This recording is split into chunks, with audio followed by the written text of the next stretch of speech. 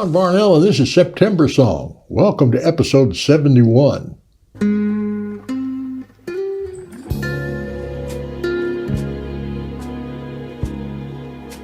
Well, it's almost Christmas. This time of year usually takes us back to our childhood.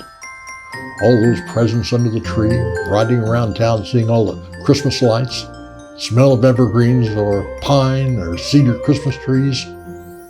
Well, it's the good old days, all right. Things didn't move so fast. Times were simpler. I hear a lot of that, especially around this time of year. My grandmother used to say that. She said, "Yep, those are the good old days. I'd like to go back," she would say. Let's think about that for a moment.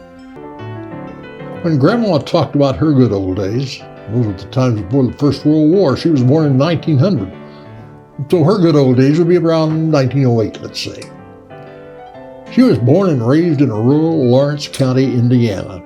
Not on a farm, but she wasn't a city dweller either.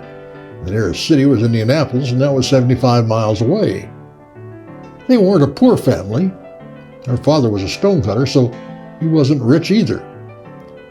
If they had to go to the farmer's market or across town to see friends, they rode in a horse and buggy, or they walked.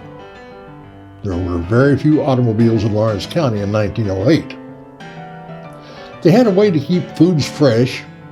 It was a box they had to put a block of ice in, and when it melted, they had to put another one in.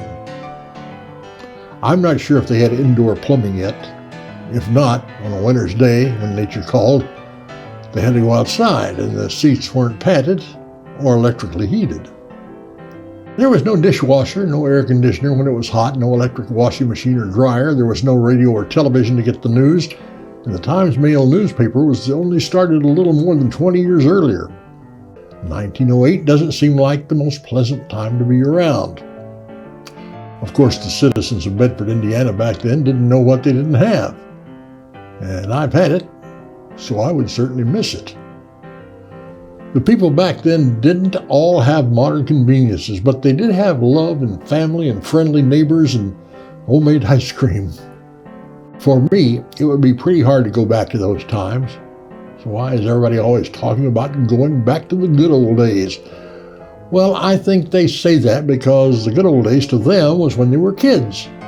They had no responsibilities.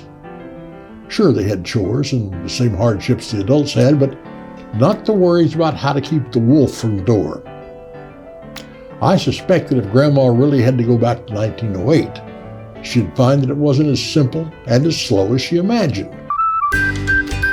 Now, all of this is just my opinion based on my relatively easy life provided by modern conveniences.